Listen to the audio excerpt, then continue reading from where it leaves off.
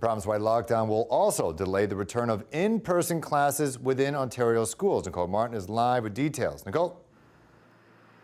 And Phil, the lights will remain out of the schools a little longer, but the learning will continue online. And we spoke with the Hamilton Wentworth District School Board today, who says this announcement is 2 weeks too late, and it's prompting staff to work overtime to ensure all students have what they need to learn virtually come January.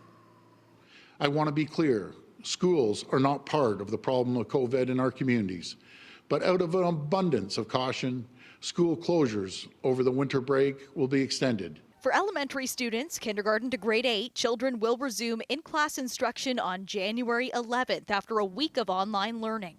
Meanwhile, high school students in Southern Ontario will continue with virtual classes throughout most of the month. Secondary schools will resume in-person classes on January 25th. Our initial response is, why not 2 weeks ago? Because the writing has been on the wall. The numbers have been going up. And the news is sending the Hamilton Wentworth District School Board scrambling to get tablets and laptops out to students before the new year. How do we get devices and internet connection to the families who have identified a need?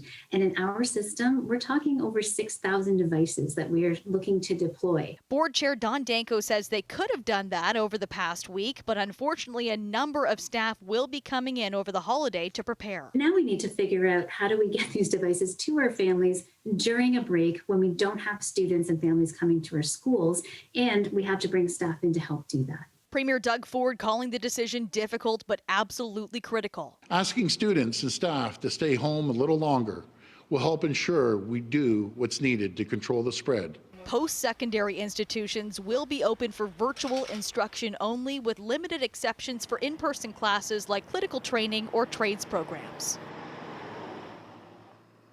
And like Halton and Niagara, the Hamilton Public School Board is advising families and students to stay tuned for further information. And on a totally separate note, childcare centers, according to the Ontario government, will remain open during the lockdown.